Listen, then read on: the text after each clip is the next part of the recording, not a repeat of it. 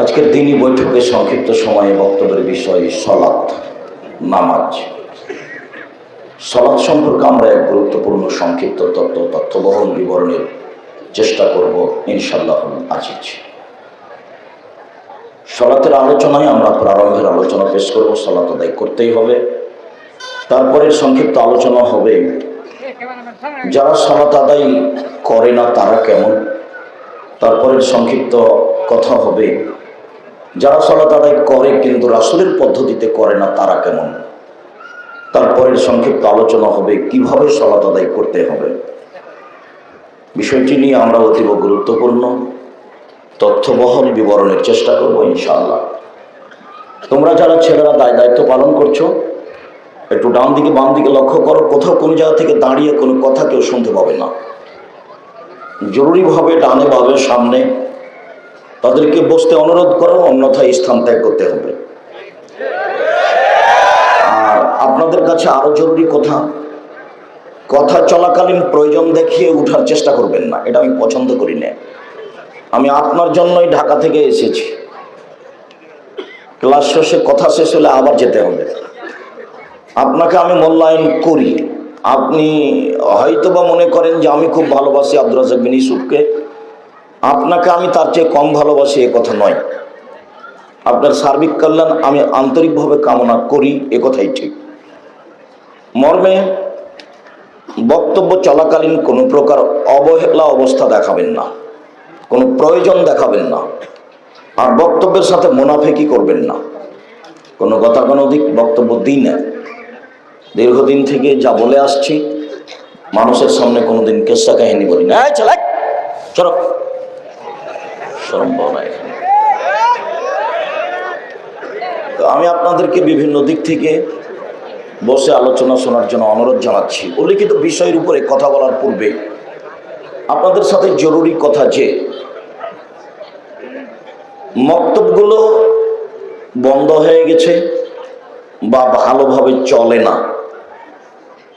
আব্দুল্লাহ এক সময় বলল, আব্বু এদেশের দাওয়াত তো আপনি অনেক দিন থেকে দিচ্ছেন, তো দাওয়াত মসজিদ ভিত্তিক হওয়াই উচিত। আমি বললাম, আব্বু আমি তো প্রায় 90 সাল থেকে কথা বলছি জাতির সামনে, আমি কথায় কোনোদিন জাতিকে ফাঁকি দিইনি। তবে পরিস্থিতির সাথে আমিও একমত হয়ে আছি। কিভাবে? বক্তব্য চলে শীতের দিনে, গরমের দিনে চলে না। ধর্ম তো এমন নয়। বক্তব্যের জন্য বক্তার জন্য টাকা পয়সা ব্যবস্থাপনা, খানা পানি, অনেক কিছু ব্যবস্থা করা হয়, অনেক প্রস্তুতি নিয়ে ব্যবস্থা করা হয়। তারপর বক্তাকে সম্মান করা লাগে, তাকে মূল্যায়ন করা লাগে। 19-20 হলে সমস্যা ভালো থাকে, পরিবেশ ভালো থাকে না। এটা তো ইসলাম নয়। সাথে সাথে যারা বক্তব্য দিতে যায় তারা নিজের টাকা উপার্জনের জন্য যায়, আর যারা বক্তব্য করিয়ে নেয় তাদের একটা স্বাদ থাকে যে আমাদের মসজিদটা চালু করতে হবে, টাইলস দিতে হবে, এগুলো করতে হবে। তাদের যদি একটু সমস্যা হয় তাহলে দেখেছি তারা খুব মন খারাপ করে। এমনকি আমার উপরে অনেকেই খেপেছে যে উদ্দেশ্যে ডেকলাম সেটা তো হলো না, উনি বক্তব্য দিয়ে সময় শেষ করলেন, আমাদের তা আদায় হলো না।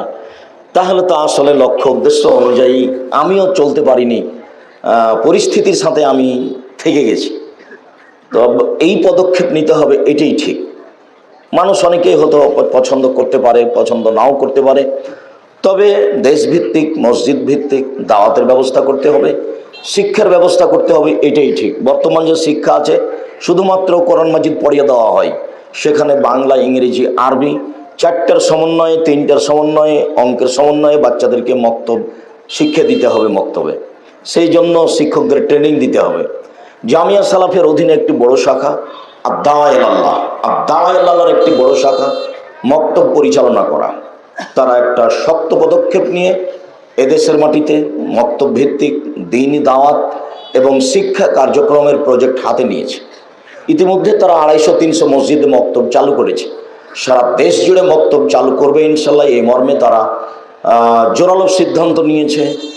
আমরা বলছি, আল্লাহ তুমি এই দাবি কবুল করো, আল্লাহুম্মা। আপনাদেরকে এই মক্তব ভিত্তিক দাওয়াতের প্রত্যেকটা কাজে অংশগ্রহণ করতে হবে। আমি এ কথা বলেছি যে মানুষকে মক্তব ভিত্তিক দাওয়াত দেওয়ার সময়তে সহযোগিতার কথা বলতে হবে। এদেশে মানুষ তাফসির মাহফিল করে, মিথ্যা তাফসির করে টাকা মানুষ উঠালো, নিজেরা খরচ করলো, বক্তার পিছনে খরচ করলো। তারা কেউ বুঝতে পারলো না টাকা কোন পথে গেল। মসজিদের নাম দিয়ে কমিটি টাকা উঠালো, সে দিয়ে টাইলস কিনলো, অথচ মসজিদে কেউ সালাত আদায় করে না, কোনো বাচ্চা পড়াশোনা করে না। সেক্রেটারি সভাপতি বলছে যে আমাদের মসজিদে আমরা টাইলস লাগিয়েছি। তো তাহলে তো একটা উদ্দেশ্য ভালো নয়। শিক্ষা কার্যক্রমের পিছনে যদি আমরা পয়সা খরচ করতে পারি তাহলে এটাই হবে সত্য সত্যই আল্লাহর পথে খরচ। তাতে আমি বলেছি পতিতালয়ের মহিলা যদি কুকুরকে পানি পান করিয়ে জান্নাত পেতে পারে, তাহলে একমাত্র আল্লাহকে সন্তুষ্ট করার আশায় এই বিদ্যা, এই শিক্ষা, মক্তব ভিত্তিক দাওয়াত ও শিক্ষা কার্যক্রমের প্রজেক্টে কেউ যদি 10 টাকা দান করে তাহলে সে জান্নাত লাভ করবে ইনশাআল্লাহ। সাথে সাথে আমি আপনাদের বলেছি আমার মনে বড় স্বাদ, আমি এই দেশের মাটিতে উন্নত মানের প্রতিষ্ঠান গড়বই গড়ব ইনশাআল্লাহ, যেখানে ছেলে মেয়ে বাংলা, ইংরেজি, আরবি উন্নত মানের শিক্ষা অর্জন করে জাতির অন্যায়ের বিরুদ্ধে লড়বে মুখে কলমে মিডিয়ায়। মুখে আছি যা দেখতে পাচ্ছেন, মিডিয়া আমার সামনে আছে সেটাও দেখতে পাচ্ছেন, কলম আমাদের হাতে আছে। বই পুস্তক আমরা কিস্সা কাহিনী দিয়ে বের করি না, তদন্ত করে সত্য কথা দিয়ে বের করি। কলম আমাদের হাতে আছে, মিডিয়া আমাদের সামনে আছে, মুখে আমরা বাস্তবায়নে রয়েছি। আমরা এই জামিয়া সালাফিয়া সর্বোচ্চ প্রতিষ্ঠান দেশের, এই জামিয়া সালাফিয়ার মাধ্যমে বাংলা, ইংরেজি, আরবি উন্নত মানের শিক্ষা অর্জন করে জাতির অন্যায়ের বিরুদ্ধে লড়বো ইনশাআল্লাহ। সম্মানিত দিনী ভাই বোন, এদেশের কোরআন হাদিস শিক্ষার, বাংলা, আরবি, ইংরেজি শিক্ষার সর্বোচ্চ প্রতিষ্ঠান জামিয়া সালাফিয়া। শিরক মুক্ত প্রতিষ্ঠান জামিয়া সালাফিয়া, বিদআত মুক্ত প্রতিষ্ঠান জামিয়া সালাফিয়া, দল মুক্ত প্রতিষ্ঠান জামিয়া সালাফিয়া, সংগঠন মুক্ত প্রতিষ্ঠান জামিয়া সালাফিয়া, হিংসা মুক্ত প্রতিষ্ঠান জামিয়া সালাফিয়া। এই দেশের মাটিতে সর্বোচ্চ সর্ববৃহৎ প্রতিষ্ঠান জামিয়া সালাফিয়া। জামিয়া সালাফিয়া বর্তমানে প্রায় 5000 ছেলে মেয়ে পড়াশোনা করে, যার 410 জন আছে এতিম এতিমা, প্রায় 550 জন 500 জন আছে অসহায় ছেলে মেয়ে, যাতে শিক্ষক শিক্ষিকা রয়েছেন প্রায় 300 জন, যার প্রত্যেক মাসে বেতন লাগে 32 লক্ষ। প্রত্যেক দিন বিকালে লেবার মিস্ত্রি বিল লাগে নিম্নে 50,000 থেকে লাখের উপরে সময়ের গতিতে। কিভাবে হয়? আমরা ধোপাঘাটার লোক, মোহনপুরের লোক দিয়ে থাকি। আব্দুর রাজ্জাক সাহেব কই আমরা তো 10 টাকা দিইনি। কেউ দেয়, দেশের লোক দেয়। যারা দিনই তারা ভুল করেছি, যারা হিংসার উপরে আছে তাদের ভুল করে, তারা ভুল করছে। হিংসা মুক্ত প্রতিষ্ঠান জামিয়া সালাফিয়া, বিদ্বেষ মুক্ত প্রতিষ্ঠান জামিয়া সালাফিয়া, দল মুক্ত প্রতিষ্ঠান জামিয়া সালাফিয়া, সংগঠন মুক্ত প্রতিষ্ঠান জামিয়া সালাফিয়া। এদেশের সর্বোচ্চ সর্ববৃহৎ প্রতিষ্ঠান জামিয়া সালাফিয়া। জামিয়া সালাফিয়া ডাঙ্গিপাড়া, যেটা আপনার বাড়ির পাশে আছে, সেটার ছেলেদের শাখায় প্রায় 30 বিঘা জমি আছে। সেটার মহিলা শাখা তানোরে, গোদাগাড়ি তানোর, সেখানে প্রায় 60-70 বিঘা জমি নেওয়া হয়েছে, সেখানে মহিলা শাখাটা চলে যাবে। এদেশের সর্ববৃহৎ প্রতিষ্ঠান জামিয়া সালাফিয়া, তার মহিলা শাখা রাজশাহী তানোরে সবচেয়ে বড়। যেটা জামিয়া সালাফিয়া ডাঙ্গি আপনার রূপগঞ্জ, নারায়ণগঞ্জ, সেটা 51 বিঘা জমির উপরে অবস্থান করে। আপনার বাড়ির পাশে যেটা, সেখানে একটা মসজিদ আছে, 3000 মানুষ সালাত আদায় করতে পারে একসাথে 90% জমির উপর। সেখানে একটা একাডেমিক ভবন তৈরি হচ্ছে, যাতে একসাথে 3000 ছাত্র ক্লাস করতে পারে। আর যেটা জামিয়া সালাফিয়া রূপগঞ্জ, নারায়ণগঞ্জ, সেখানে একটা মসজিদের কাজ চলমান রয়েছে। 6 বিঘা জমির উপরে একটা মসজিদ, যার উত্তর দক্ষিণ 300 ফুট, পূর্ব পশ্চিম 200 ফুট, যেখানে প্রায় 10,000 ছেলে মানুষ একসাথে সালাত আদায় করতে পারবে 200 শতক জমির উপরে। সেখানেও ছেলে মেয়েদের বড় বড় ভিন্ন ভিন্ন অংশ, সব জায়গাতে ছেলে মেয়ে ভিন্ন ভিন্নভাবে থাকে। সেখানে পাহারাদার ভিন্ন, রান্না বান্না ভিন্ন, খাওয়া দাওয়া ভিন্ন, সব কিছুই উন্নত মানের করার মর্মে জীবন বাজি রেখে চেষ্টা চালিয়ে যাচ্ছে। সেটাই জামিয়া সালাফিয়া, যেখানে ভর্তি হয়, ফর্ম পূরণ হয় ডিসেম্বরে, আর ভর্তি হয় 1 জানুয়ারি, একদিনই ভর্তি হয়। সম্মানিত দিনী ভাই বোন, যেখানে দেশ বিদেশের শিক্ষক অবস্থান করে, এটাই আপনাদের জামিয়া সালাফিয়া। আপনার বাড়ির পাশে যেখানে আছে, যেটা আছে, সেটাতে বিদেশি শিক্ষক অবস্থান করেন, যাদের থাকা খাওয়া ভিন্ন, ওদের বাবুর্চি ভিন্ন। আশা করছি আমরা সামনে জানুয়ারি থেকে সৌদি মদিনা বিশ্ববিদ্যালয়ের 2 জন ডক্টর চলমান আপনাদের প্রতিষ্ঠানে এসে পাঠদান করবে, ছেলেদের শিক্ষা দিবে বলে তারা প্রতিশ্রুতি দিয়েছে। আলহামদুলিল্লাহ। আপনাদের এদেশের ভিন্ন ধরনের ব্যতিক্রম প্রতিষ্ঠান জামিয়া সালাফিয়া। এই জামিয়া সালাফিয়ার ব্যাপারে জোরালোভাবে যেটা আমি দাবি জানিয়েছি আপনার কাছে, সেটা হলো এই: আপনি আমার দিনী ভাই হিসাবে, আপনি আমার দিনী বোন হিসাবে অন্তত এইটুকু মুখে বলবেন, আল্লাহ তুমি জামিয়া সালাফিয়া কবুল করো। এতে যদি আপনার অন্তরে সংকীর্ণতা থাকে, জবাব আপনাকে দিতে হবে, আমাকে দিতে হবে না। আমি 90 সাল থেকে জাতির খিদমত করে আসি। আমি কোনোদিন নিজের স্বার্থ নিয়ে এক পদক্ষেপ বলিনি। আমি জাতির কাছে কোনোদিন পাথেও পথ খরচ চাইনি।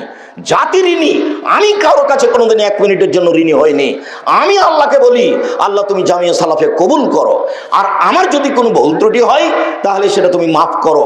আমি এমন কাজ করতে চাই না যেটাতে তুমি অসন্তুষ্ট হবা আর জামিয়া সালাফের ক্ষতি হবে, এটা আমি চাই না। আমি 10 পয়সার ক্ষতি করি না, আমি জামিয়া সালাফের কোনো সুবিধা ভোগ করি না, আমি 10 পয়সার টাকার ক্ষতি করি না। তুমি জামিয়া সালাফে কবুল করো, সার্বিক সমস্যা দূর করো, সার্বিক সমস্যা তুমি দূর করে এর ভালো ব্যবস্থা করো। এই কথা আমি নিজে বলছি, পৃথিবীর বাঙালিকে বলার জন্য আমি অনুরোধ জানাচ্ছি। আমি একে জীবন দিয়ে ভালোবাসি, পৃথিবীর বাঙালি দিনী ভাই বোনকে জীবন দিয়ে ভালোবাসার জন্য অনুরোধ জানাচ্ছি। মর্মে বলছি, আপনি মাঝে মধ্যে বলবেন, আল্লাহ তুমি জামিয়া সালাফিয়া কবুল করো। সম্ভব হলে, অনুকূলে হলে 10 টাকা, 5 টাকা, 1 টাকা দিয়ে পাঠাবেন। জামিয়া সালাফের একটা বড় শাখা আর দাওয়ায়ে আল্লাহ যারা দেশ ভিত্তিক মক্তব পরিচালনা করতে চায় তারা করবে ইনশাআল্লাহ। অল্প দিনের মধ্যে 250-300 মক্তব চালু করতে পারে যারা, তারা 10 বছর, 20 বছর, 30 বছর, 50 বছরের ব্যবধানে তারা একটা ভালো পর্যায়ে যাবে ইনশাআল্লাহ। ইনশাআল্লাহ।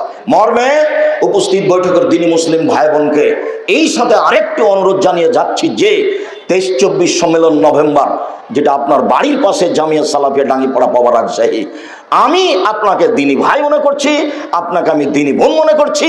আর আমি বলছি জামিয়া সালাফিয়া আপনার প্রতিষ্ঠান, যেখানে কোনো মানুষকে উঁচা করা হবে না, যেখানে কোনো মানুষকে নামিয়ে দেওয়া হবে না, শুধুমাত্র বিষয়ভিত্তিক বক্তব্য হবে, শুধুমাত্র এবছরের আকীদা আদর্শ নিয়ে বক্তব্য হবে। দেশ বিদেশের বড় বড় আলেম ওলামা থাকবেন, সপরিবারে দিনী ভাই বোন সহ, আত্মীয় স্বজন সহ সবকে নিয়ে উপস্থিত হবেন সেদিন বিষয়ভিত্তিক বক্তব্য শোনার জন্য। আমি আব্দুর রাজ্জাক বিন ইউসুফ আপনার কাছের মানুষ হিসাবে এই দাবি জোরালোভাবে পেশ করলাম।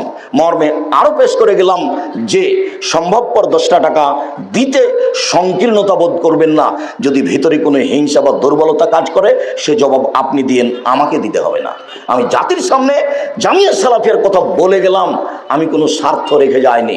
সম্মানিত দিনী ভাই বোন, মর্মে সকল দিনী ভাই বোনকে জামিয়া সালাফিয়ার ব্যাপারে সর্ব বিষয়ে মনোযোগী হওয়ার, আন্তরিকভাবে দোয়া করার অনুরোধ জানিয়ে আজকের আলোচনা আরম্ভ করলাম। আরও থাকলো এই, যাওয়ার সময় যদি একটা পত্রিকা নিয়ে যান জামিয়া সালাফিয়ার উপকার হবে, যদি একটা বই নিয়ে যান জামিয়া সালাফিয়ার উপকার হবে। নিজে পড়বেন সেটা ভিন্ন কথা, জামিয়া সালাফিয়ার আপনি বড় উপকার করলেন এটাই বড় কথা। এই আল ইতেসাম পত্রিকায় যারা ফতোয়া লিখে তারা দেশ বিদেশের বড় বড় আলেম, প্রত্যেক মাসে ফতোয়া বোর্ড হয়। আজকে আমি ফতোয়া বোর্ড থেকে উঠে আসলাম, যেই ফতোয়া বোর্ডে বিদেশি বড় বড় আলেম যারা, তারাও সেখানে বসেন। জানি না আপনি গিয়ে দেখে আসেন কিনা, কেন যান না? জামিয়া সালাফিয়া ডাঙ্গিপাড়া আপনি কেন যান না? আপনি একটু কেন জিজ্ঞাসা করেন না যে বিদেশি আলেমেরা কোথায় আছেন, কোন রুমে থাকেন, তারা কিভাবে খায়? তারা তো ভিন্ন খায়, ভিন্নভাবে থাকে, তাদের বাবুর্চি ভিন্ন, প্রত্যেক দিন দৈনন্দিন তাদের এই ব্যবস্থা হচ্ছে। আপনি কেন যাবেন না? আপনার দুর্বলতা কোথায়? 10 টাকা খরচ করে আপনি কেন যান না সেখানে? যাবেন না কেন? কোথায় সমস্যা? কোন প্রকার হিংসা যেন আপনার ভিতরে কাজ না করে, করলে জবাব আপনাকে দিতে হবে, আমাকে দিতে হবে না। আমি আব্দুর রাজ্জাক বিন ইউসুফ, মুখে যা অন্তরে তা, বাস্তবেও তাই। বিচারের মাঠে আমি এ কথাই বলবো আল্লাহর সামনে, যাতে আপনি সংকীর্ণতা রাখলে ক্ষতিগ্রস্ত হবেন, আর সংকীর্ণতা না রাখলে সফলতা অর্জন করবেন, এ কথাই ঠিক। আল্লাহ তুমি সাক্ষী থাকো, তুমি কবুল করো।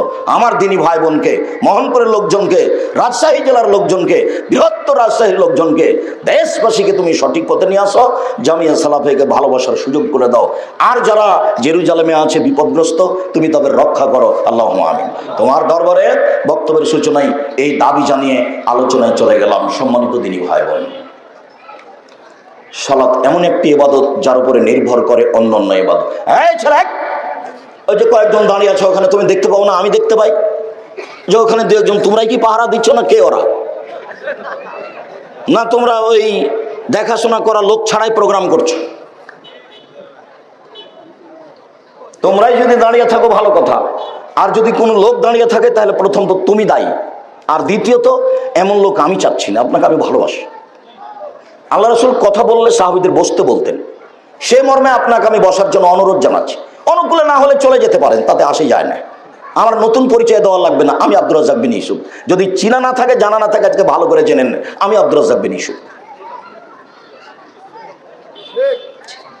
আপনার সাথে আমার দূরত্বের কোনো প্রয়োজন নেই, আপনাকে আমি অনেক ভালোবাসি। আমাকে ডাকার জন্য পয়সা লাগে না, মুচি দিয়ে ডাকলেই চলে, মেথর দিয়ে ডাকলেই চলে।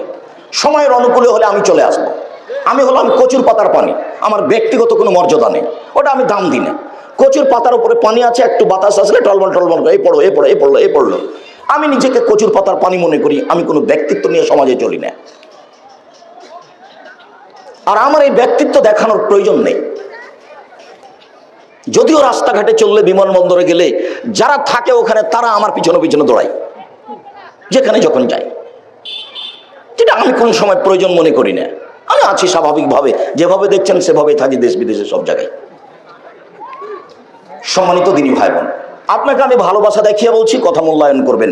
এবাদতের জগতে ভিন্ন ধরনের ব্যতিক্রম এবাদত হলো সালাত, নামাজ।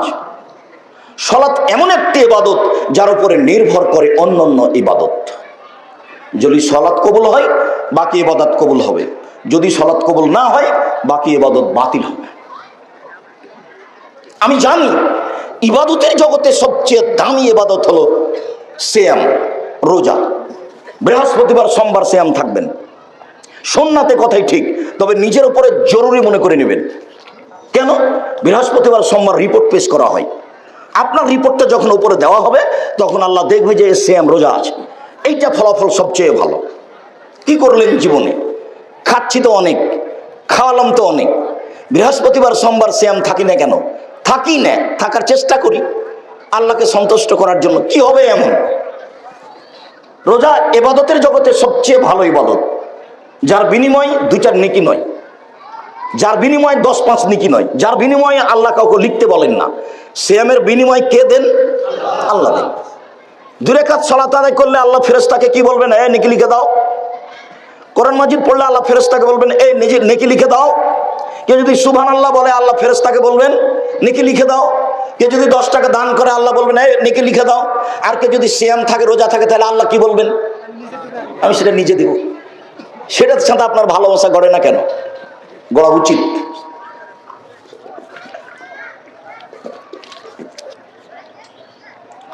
ইবাদতের জগতে সবচেয়ে দামি ইবাদত সিয়াম, যার বিনিময়ে আল্লাহ দিবেন। কিন্তু আমি সালাত আদায় করলাম না, তখন আর এই বিনিময় পাওয়া যাবে না, ওই বিনিময় বাতিল হয়ে যাবে। ইবাদতের জগতে সবচেয়ে শক্তিশালী, ক্ষমতাধর, পাওয়ারফুল ইবাদত হলো দান। আপনার মা মারা গেছে, সালাত আদায় করে আপনার মায়ের কোনো উপকার করতে পারবেন না। সিয়াম পালন করে আপনার মায়ের কোনো উপকার করতে পারবেন না। হজ করে আপনার মায়ের কোনো উপকার করতে পারবেন না। কোরআন মাজিদ পড়ে আপনার মায়ের কোনো উপকার করতে পারবেন না। সুবহানাল্লাহ, আলহামদুলিল্লাহ বলে আপনার মায়ের কোনো উপকার করতে পারবেন না। আপনি যখন সঠিক আকীদার কোনো প্রতিষ্ঠানে অসহায় কোনো মানুষকে 5টা 10টা 2000 5000 টাকা দিয়ে দিবেন আপনার মায়ের নামে, তখন কবরের শাস্তি বন্ধ হয়ে যাবে আপনার মায়ের। এই কথা আমি বলিনি, এই কথা মুহাম্মদ সাল্লাল্লাহু আলাইহি ওয়াসাল্লাম বলেছেন।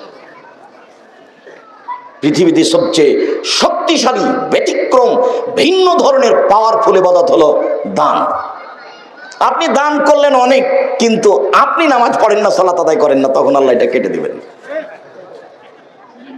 তাহলে ইবাদতের জগতে সবচেয়ে ভিন্ন ব্যতিক্রম ইবাদত হলো সালাত, যার উপরে নির্ভর করে অন্যান্য ইবাদত। দেখুন, আবু হুরায়রা রাদিয়াল্লাহু তাআলা আনহু বলেন, রাসূল সাল্লাল্লাহু আলাইহি ওয়াসাল্লাম বলেছেন, আউয়াল মা ইউহাসাবু বিহিল আবদু ইয়াউমুল কিয়ামাহ সালাত। বিচারের মাঠে প্রথম বিচার হবে সালাতের। ফাইন সালাহাত সালাহু সায়রা আমালিহি, যদি তার সালাত কবুল হয় সব ইবাদত কবুল হবে। ওয়াইন ফাসাদাত ফাসাদা সায়রা আমালিহি, যদি তার সালাত না থাকে তাহলে সব ইবাদত বাতিল হবে। একথা মুহাম্মদ সাল্লাল্লাহু আলাইহি ওয়াসাল্লাম বলেন। 2টা বই আছে, একটা বইয়ের নাম উপদেশ, সেখানেও পাবেন। একটা বইয়ের নাম সালাত, রাসূল সাল্লাল্লাহু আলাইহি ওয়াসাল্লামের সালাত, বানাম পরিচালিত সালাত। বইটা পড়েন। কেন আপনি বইয়ের উপরে সংকীর্ণতা দেখান তা তো আমি বুঝলাম না। আপনার জন্যই দিন রাত পরিশ্রম করেছি, দিন রাত, শুধু আপনার জন্য। এদেশের মহিলারা তো বুঝতে পারে না। বেগম রোকিয়া লিখেছে অবরোধবাসিনী। বেগম রোকিয়া রংপুরের মহিলা। রংপুর গাইবান্ধার আরেকজন মহিলা বই লিখেছে কেন হব অবরোধবাসিনী। উনি ভুল লিখেছেন, আমরা অবরোধবাসিনী নই। বইয়ের নাম কেন হব অবরোধবাসিনী। না পড়লে তো আপনি বুঝতে পারবেন না। বইয়ের নাম হলো শিক্ষা বনাম জাহেলিয়াত। 1 এর বইয়ে, 2 এর বইয়ে, 3 এর বইয়ে, 5 এর বইয়ে, 6 এর বইয়ে, 7 এর বইয়ে প্রায়ই মিথ্যা প্রতারণামূলক কথা লেখা আছে। ও লেখকই নয়। তো যদি আপনি না পড়েন শিক্ষা বনাম জাহেলিয়াত, তাহলে আপনি কি দিয়ে বুঝবেন যে আমাকে কি ভুল শিখাচ্ছে। এই যে 2, 3, 5 এর বইগুলোতে এগুলো লিখাই নয়। এটাই জাহেলিয়াত, এটাই বন্যতা, এটাই বর্বরতা, এটাই অসভ্যতা, যেটা লেখক বইয়ে প্রকাশ করেছে। শিক্ষা বনাম জাহেলিয়াত পড়তে হবে। সেই মহিলারই লিখা কেন এই নির্যাতন কি তার প্রতিকার। আমরা মহিলারা কেন নির্যাতিত, আমাদের এই নির্যাতন থেকে বাঁচার পথ কি হতে পারে। বইয়ের নাম কেন এই নির্যাতন কি তার প্রতিকার। বইয়ের নাম সম অধিকার নয় মর্যাদা চাই। আমাদের সম অধিকারের প্রয়োজন নেই, আমরা মহিলা, আমাদের মর্যাদার প্রয়োজন আছে, এইটা আমরা চাই। বইয়ের নাম সম অধিকার নয় মর্যাদা চাই। এগুলো তো আপনার বাড়িতে থাকা দরকার। আপনার মেয়ে, ভাস্তি, খালা, ফুফু, বোন তার পড়া দরকার। আর আপনি মনে করেন না যে এগুলো এমনি প্রেস থেকে বের হয়, এর পিছনে খরচ হয়। আপনি মূল্যায়ন করবেন, সহজ হবে। সম্মানিত দিনী ভাই বোন, আবু হুরায়রা রাদিয়াল্লাহু তাআলা আনহু বলেন, হে ছেলে, আপনি পাশ দিয়ে কখনো হাঁটাহাঁটি করতে দিবেন না। পরিবেশ নষ্ট হোক এটা আমি চাই না। কিছুক্ষণ পরই বক্তব্য শেষ হয়ে যাবে। আমরা তো আর আব্দুল্লাহ বিন ফজল নই যে ঘন্টার ঘন্টা বক্তব্য দিব। আর সালাত তো সালাসাতু আসলাসিন, সালাত 3 ভাগে বিভক্ত। আর তহুর 16 অজু হলো 3 ভাগের 1 ভাগ। আর রুকু 16, রুকু হলো 3 ভাগের 1 ভাগ। আর সুজুদ 16, সিজদা হলো 3 ভাগের 1 ভাগ।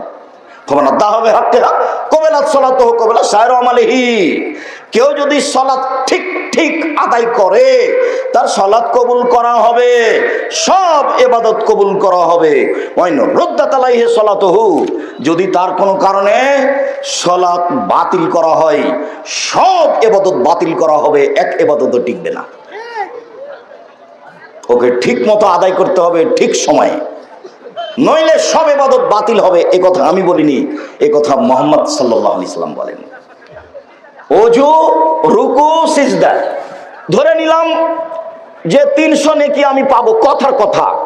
তো রুকু ভুল হয়েছে 100 গেল, সিজদা ভুল হয়েছে 200 গেল, ওযু ভুল হয়েছে 300 গেল। মানে সালাত আদায় করলাম কিন্তু 1 নেকিও হবে না। বোঝা গেল না কথা? 3 ভাগে বিভক্ত। আর 3টা অংশ, ওযু, রুকু, সিজদা। খালি মারলাম সিজদা, গেলাম আর উঠে গেলাম, গেলাম আর উঠে গেলাম, তখন আর সিজদা হলো না, রুকু হলো না। আর তাড়াহুড়া করে ওযু করলাম, ভালো করে করলাম না, তখন ওযুও গেছে। এটা একটা ইবাদত, এর সাথে ভালোবাসা থাকতে হবে। এই ছেলেরা, মহিলাদের একটু লক্ষ্য করে, ওরা যেন গল্প না করতে পারে। আপনি আমার দিনী বোন, আপনাকে অনেক ভালোবাসি। আপনি বক্তব্য শুনতে এসেছেন, বেঢঙ্গা মহিলার মতো গল্প করবেন না। ঢং ঢং করে এসেছেন, ঢং ঢং করে চলে গেলেন, তো কি হলো? আসলেন গল্প করতে করতে বেঢঙ্গার মতো, আবার বেঢঙ্গার মতো চলে গেলেন। আমি জানি যে আপনার স্বামীর কারণে আপনার এই স্বভাব খারাপ হয়েছে। আমি বুঝি যে তোমার বাপের কারণে তোমার এই স্বভাব খারাপ হয়েছে, এটা আমি খুব ভালোভাবে বুঝি। কেন? আমি বলিনি, এই কথা আল্লাহর নবী বলেছে। আর আপনার ছেলে মেয়ে খারাপ হয়েছে আপনার স্ত্রীর কারণে। জাবের রাদিয়াল্লাহু তাআলা আনহু বলছেন যে আমরা রাসূলের সাথে যুদ্ধে ছিলাম, আমরা মদিনায় ঢুকবো। আল্লাহ রাসূল বলছেন, এই থামো, এই থামো, এই থামো, এখানে থাকো, রাতে এখানে থাকো, সকালে মদিনায় ঢুকবো। তো আমি জাবের বললাম, আল্লাহর নবী, আমি নতুন বিবাহ করেছি, আমাকে বাড়ি যেতে অনুমতি দেন। আল্লাহ রাসূল বলছেন, ও তুমি নতুন বিবাহ করেছো, বিকরা নাম সাইয়্যিবা, কুমারী মেয়ে বিবাহ করেছো না তালাক প্রাপ্ত মেয়ে বিবাহ করেছো? তো উনি বলছেন যে সাইয়্যিবা, তালাক প্রাপ্ত মেয়ে বিবাহ করেছি। আল্লাহ রাসূল বলছেন, হাল্লা বিকরান তুলাইবহা তুলাইবকা, তুমি কুমারী মেয়ে কেন বিবাহ করলে না? তুমি তার সাথে খেলতে, ও তোমার সাথে খেলতো। এটা পাকা ব্যবহার। কুমারী মেয়ে তুমি কেন বিবাহ করলে না? তুমি তার সাথে খেলতে, ও তোমার সাথে খেলতো। আল্লাহ রাসূল যখন কয়েকবার বললেন, তখন ইনি বলছেন, আল্লাহর নবী, আমার বাপ উহুদের যুদ্ধে শহীদ হয়েছেন 9 জন মেয়ে রেখে, 9 জন। আমার বাপ উহুদের যুদ্ধে শহীদ হয়েছেন 9 জন বোন রেখে, আমার 9 জন মেয়ে রেখে। আমার বোনদের সমবয়সের মেয়েকে আমি বিবাহ করতে চাইনি 4টা কারণে। এ দেখেন কারণ, এটাই হলো আপনার স্ত্রী। এই ছেলে, এটাই হলো তোমার মা। দেখো আল্লাহর নবী, আমি আমার বোনদের সমবয়সের মেয়ে বিবাহ করতে চাইনি 4টা কারণে। কথা বোঝা যায় না? এক, না, আমার বউ যেন আমার বোনদেরকে বিদ্যা শিখিয়ে দিতে পারে। আমার বোনদের সমবয়সের মেয়েকে বিবাহ করলে এটা হবে না, এই জন্য আমি তালাক প্রাপ্ত বয়সের মেয়েকে বিবাহ করেছি। ওরা আমার বোনকে বিদ্যা শিখিয়ে দিবে। 2, না, আমার বউ আমার বোনদেরকে শিষ্টাচার শিখিয়ে দিবে। শিষ্টাচার ভিন্ন জিনিস, বিদ্যা ভিন্ন জিনিস। শিষ্টাচার ভিন্ন জিনিস, বিদ্যা ভিন্ন জিনিস। বিদ্যা হলো বই পড়লো, আর শিষ্টাচার হলো মোবাইলে রিং হচ্ছে, তখন বলতে হবে আসসালামু আলাইকুম, কে বলছিলেন? নাম্বার দেখে বোঝা যাচ্ছে হিন্দু, জি ধন্যবাদ, কে বলছিলেন? তো বলছে হ্যালো। হ্যালো বলে তো কুকুরকে ডাকে। এটা হলো? এটা কোনো শিষ্টাচার হলো? আপনাকে আমি 1 গ্লাস পানি দিলাম, তা আপনি বলেন জাযাকাল্লাহ খায়ের। আপনি 1 গ্লাস পানি দিলেন, আপনার জন্য প্রতিদান আল্লাহ দেখ। তো আপনি প্রতিদানটা আল্লাহর কাছে চাপিয়ে দিলেন। তা আমি লন্ডনে বিপদে পড়েছি, তো এই প্রতিদান আল্লাহ আমাকে কোথায় দিবেন? লন্ডনে দিবেন। আর আপনি আমাকে 1 গ্লাস পানি দিলেন, তখন আমি বললাম থ্যাংক ইউ, ধন্যবাদ। বলেন তো এটাতে কি হলো? কিছু হলো? কিছুই হয়নি। যদি বলেন যে 0 হয়েছে, সেটাও ভুল, কিছুই হয়নি। আমার স্ত্রী আমার বোনদেরকে শিষ্টাচার শিখিয়ে দিবে। 2, 3, না, আমার স্ত্রী আমার বোনদের মাথার চুল চিরুনি করে দিবে। মা ছেলে মেয়েকে পরিপাটি করে সাজগোজ করে রাখবে, ঠিকভাবে গোসল দিবে, কাপড় চোপড় পরিষ্কার করে রাখবে। আমার বউ আমার বোনদের মাথার চুল চিরুনি করে দিবে। 4, তাকুমা আলাইহিন্না, আমার বউ আমার বোনদের উপরে পাহারা দিবে। আমার বউ আমার বোনদের জন্য পাহারাদার। এবার বলো, তোমার মা তোমাদের জন্য কি? পাহারাদার। তো তোমার বোন এখন ক্লাস 10-এ পড়ে, এখন মাথায় কাপড় না দিয়ে এখানে বসে আছে, বলো তো তোমার মা পাহারাদার নাকি? মিথ্যা কথা, তোমার মা পাহারাদার নয়। তোমার মা নয়, এ খালা, এ সৎ মা। এ নিজেই জানে না মা কাকে বলে।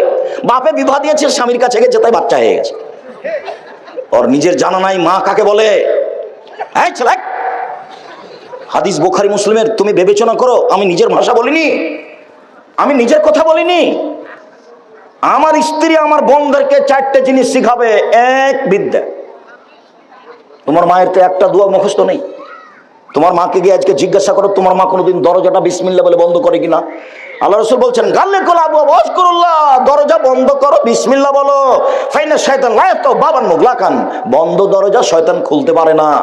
যখন কোনো দরজা বিসমিল্লাহ বলে বন্ধ করা হবে, তখন ওই শয়তান দরজা খুলতে পারবে না। আল্লাহ নবী বলছেন বুখারী মুসলিম, তোমার মা দরজাটা বন্ধ করা জানে না। তো কি বিদ্যা শিখাবে? শিষ্টাচার কি শিখাবে? কাকে শিষ্টাচার বলে? শিষ্টাচার কি জিনিস? বলে শিষ্টাচার ভর্তা খেতে হয়। তোমার মার কাছে শিষ্টাচার হলো ভর্তা খাওয়া লাগে। তোমার মা কি শিষ্টাচার বুঝে? কি বুঝে? কি বুঝাতে চাচ্ছ আমাকে? আমি জেনে শুনে মাঠে নেমেছি। জাতির যদি রাস্তাঘাট করে দিতে না পারি, জাতির যদি স্কুল কলেজ করে দিতে না পারি, জাতিকে চূড়ান্ত সঠিক ধর্ম দিতে পারবো ইনশাআল্লাহ। ধর্মের ব্যাপারে জাতিকে ফাঁকি দিয়ে আমি আব্দুর রাজ্জাক বিন ইউসুফ পরকাল হারাতে রাজি নই। মানুষ ভুলের ঊর্ধ্বে নয়, এ কথাই ঠিক। তবে আমি কোনোদিন দিন ধর্ম সন্দেহ দিন ধর্ম পেশ করিনি জাতির সামনে। যেটা আমার কাছে খুব স্পষ্ট দিনের মতো, সেটাই পেশ করেছি।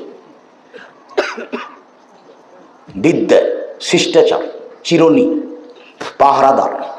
মা হলো পাহারাদার। কি মায়ে পাহারা দেয়? তুমি তো দোকানে বসে 8টা 12টা পর্যন্ত, ওই যে তোমাদের গ্রামে দোকানে চলছে, ল্যাংটা মেয়ে আসছে, তুমি তো ঘন্টার ঘন্টা ওখানে বসে থাকো। তোমার মা কি পাহারা দেয়? কি পাহারা দেয়?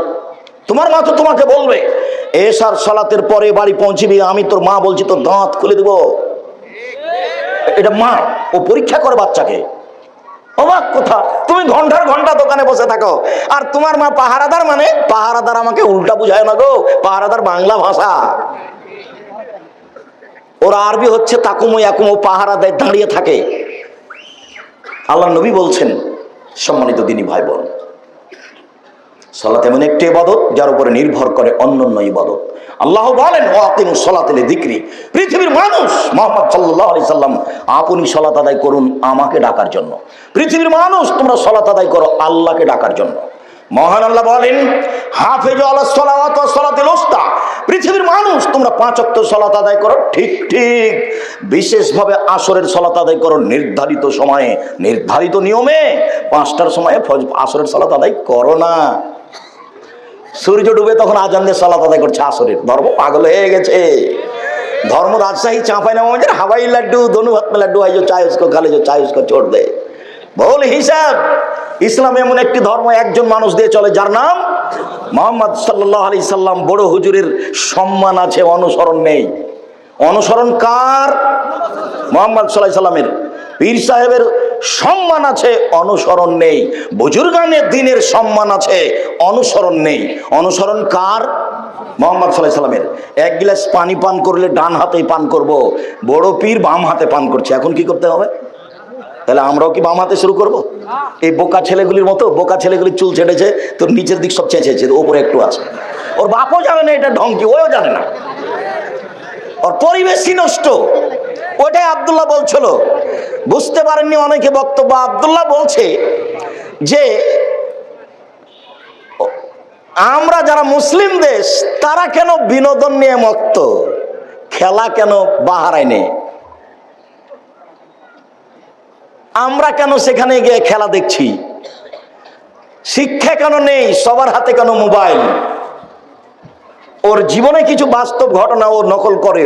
আজকে বলেছে কি না, এক সময় আমি শুনেছি যে খুব ভিড়ের মধ্যে গাড়িতে লন্ডনে কোথা থেকে কোথায় যাচ্ছে, তো বসে আছে, তো বই নিয়ে আছে বসে, আর বাঙালি থাকলে মোবাইল নিয়ে বসে থাকতো।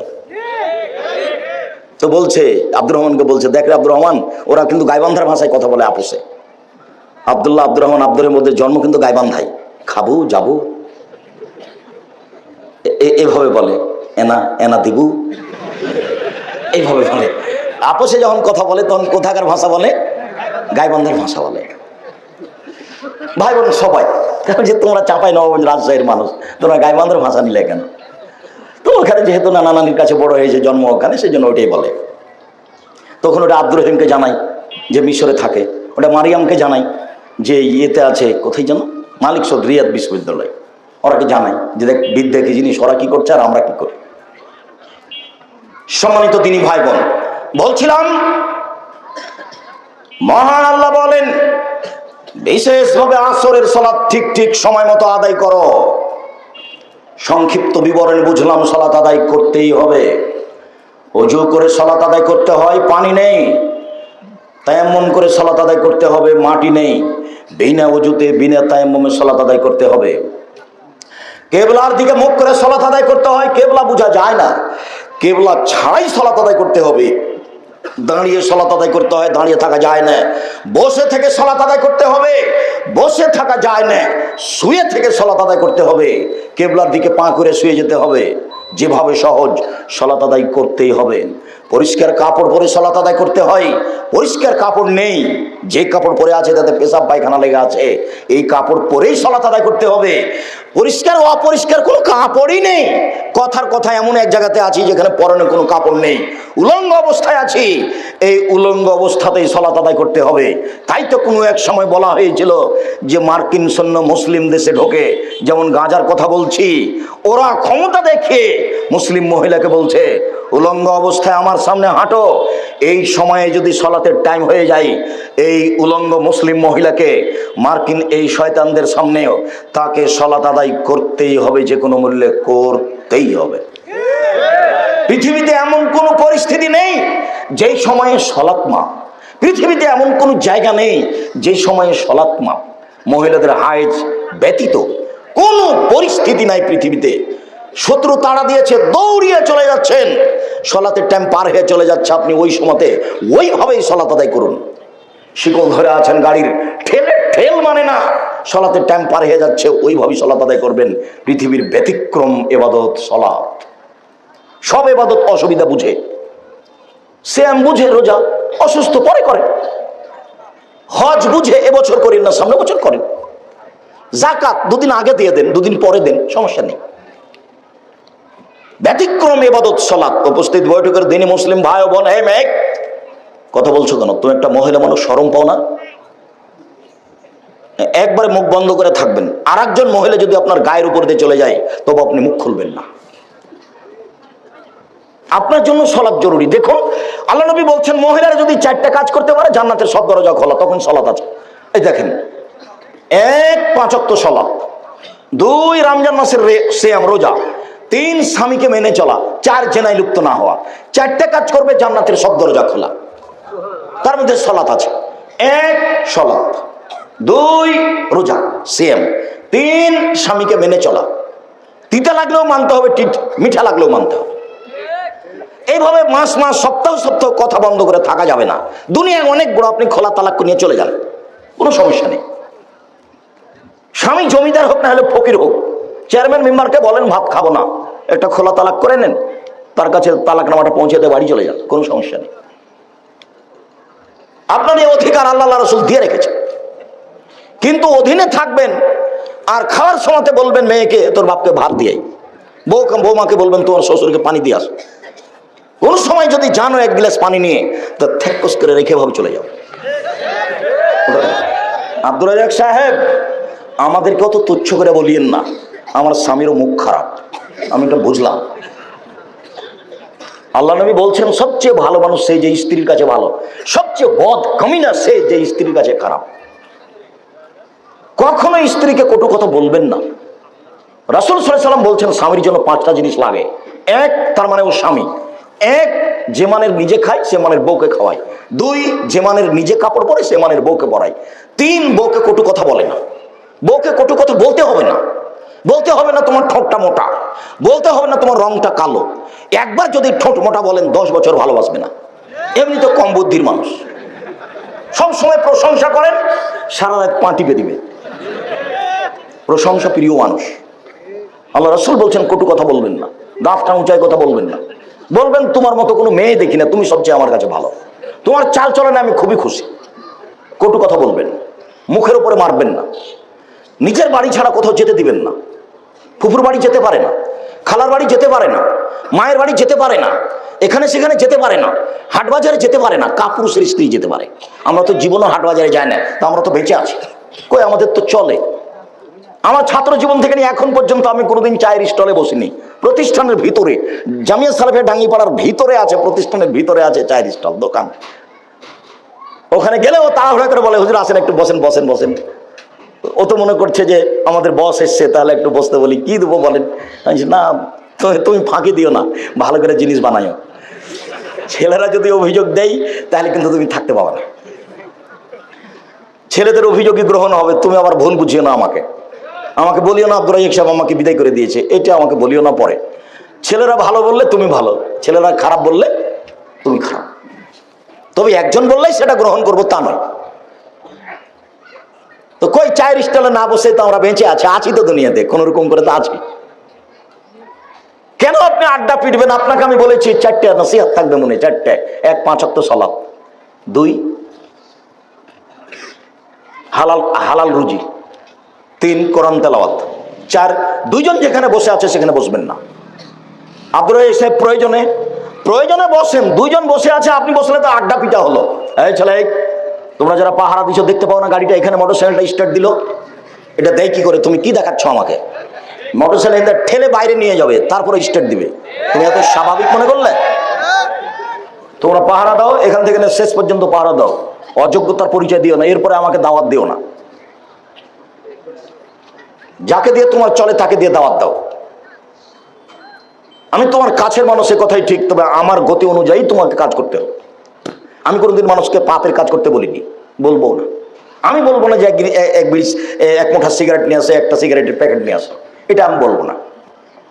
আমি বলবো নবী বলেছেন জনগণকে বসতে বলো, আমি বসতে বলছি। আল্লাহ রাসূল দাঁড়িয়ে থাকা অবস্থায় কথা বলতেন না, বসতে বলতেন, আমি তাই বলছি।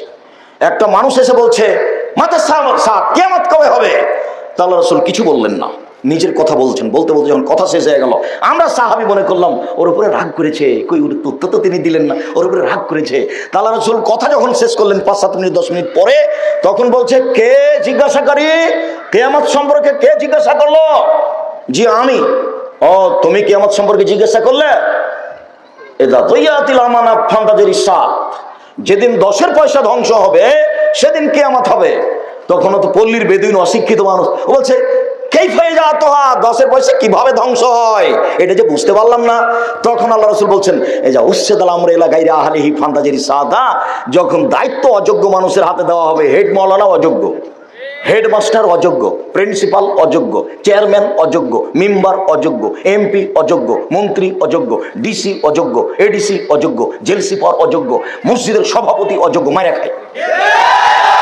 সেদিন কিয়ামত এমনিতেই হবে। আমি যে কারণে বুখারী মুসলিমের হাদিস পেশ করলাম সেটা বুঝতে পারেননি।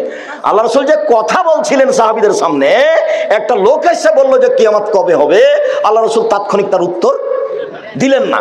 তার মানে কথার জন্য পরিবেশ নষ্ট না হয়। এবার তুমি বলো এখানে স্টেট দেওয়াটা ঠিক না বেঠিক? তোমার বক্তাও বুঝে না, শ্রোতাও বুঝে না। বইটা লিখেছিলাম বক্তা শ্রোতার পরিচয় আপনার জন্যই। তা আমি লিখলাম, আপনি পড়লেন না, তো আমি তো আর কিছু করতে পারবো না। আমি জাতির সামনে বক্তব্য দিচ্ছি 90 সাল থেকে, মিডিয়া আছে সামনে, কিন্তু আপনি গ্রহণ করলেন না, তখন তার আমি কিছু আপনার উপকার করতে পারলাম না। আমি তো আপনার উপকার চাচ্ছিলাম, আমি তো চেষ্টা চালাচ্ছি। যে কোনো মূল্যেই সালাত আদায় করতে হবে। তাই তো আল্লাহ রাসূল বলছেন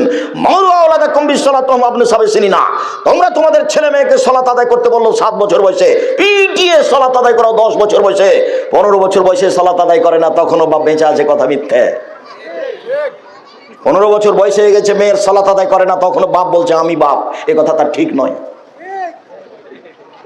বাপ হলে আসলে বাপ হতে হবে শিষ্টাচারের, নীতির, নিয়মের। উপার্জন করে খাওয়ায় মূলত তার নাম বাপ নয়। সব সময় বাচ্চাদের উপরে পাহারা দেয় বাপ মা, তার নাম বাপ মা।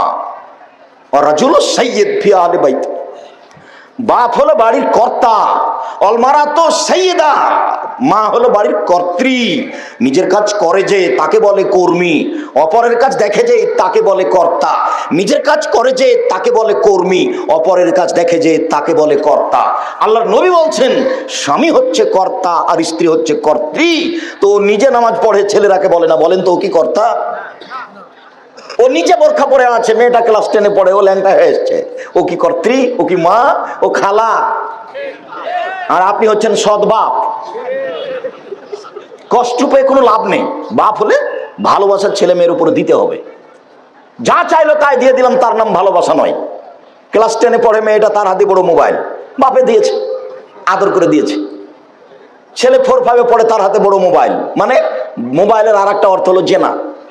প্রত্যেক বড় মোবাইলে ল্যাংটা মেয়ে নাচে, যতবার ল্যাংটা মেয়ে নাচে ততবার জেনা হয়। আল্লাহ নবী বলছেন আইনানে তাজনিনে জেনা হমান নাজরো, 2 চোখের জেনা হচ্ছে চোখ দিয়ে দেখা, অলোজনানে জেনা হমল ইস্তেমাহ, 2 কানের জেনা হচ্ছে কান দিয়ে শোনা, অলিয়াদ জেনা হাল বাদশ, হাতের জেনা হচ্ছে হাত দিয়ে ধরা, জেনা রিজলাল মাসি, পায়ের জেনা হচ্ছে এই পথে চলা, জেনাল কালব তামানা তাস্তাহি, অন্তরের জেনা হচ্ছে এই পরিকল্পনা করা, জেনাল লিসানা নুতক, জিহ্বার জেনা হচ্ছে এই বিষয়ে কথা বলা। দেখেন পুরো মোবাইলের শুরু থেকে শেষ পর্যন্ত জেনা। এখানে এমনও যুবক বসে আছে যে ঘন্টার ঘন্টা বেটি ছেলের সাথে কথা বলে, ঘন্টার ঘন্টা প্রেমের গল্প করে, মাও জানে বাপও জানে। আর বাপ মা দেখতে পাচ্ছে যে আমার ছেলের 2 কানে কি লাগা আছে, ইয়ারফোন লাগা আছে। ও বাপ, ছি, আপনি কেন বাপ? কিসের বাপ আপনি? চাঁপাইনবাবগঞ্জের ভাষাতে ডুবে মারা উচিত, মানে এই বাপ থাকার চেয়ে না থাকাই ভালো। যে বাপ ছেলে মেয়ের উপকার আছে, এই কানে কি রে, আমি বাপ, ও আমার বাড়িতে থাকে, আমার জমি জায়গায় চাষ করে খাই, ক্ষমতা দেখান। টাকা হারিয়ে আসলে তো খুবই রাগ করে।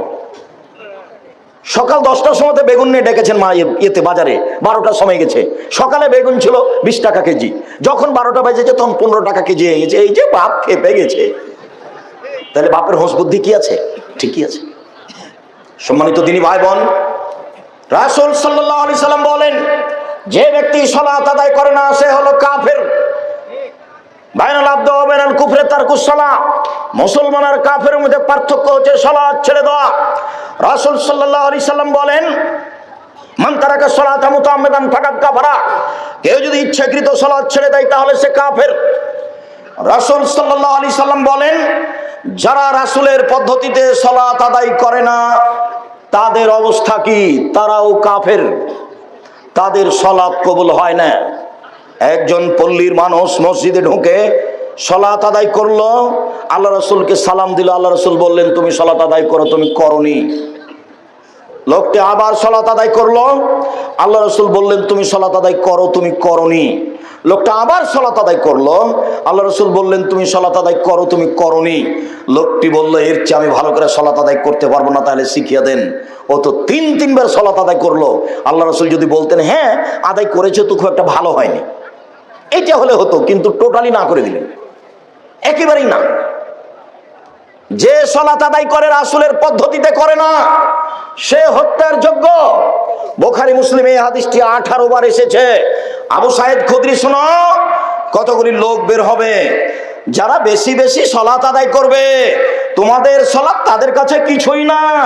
তারা বেশি বেশি সিয়াম পালন করবে, তোমাদের সিয়াম তাদের কাছে কিছুই না। তারা বেশি বেশি তাসবিহ তাহলিল করবে, তোমাদের তাসবিহ তাহলিল তাদের কাছে কিছুই না।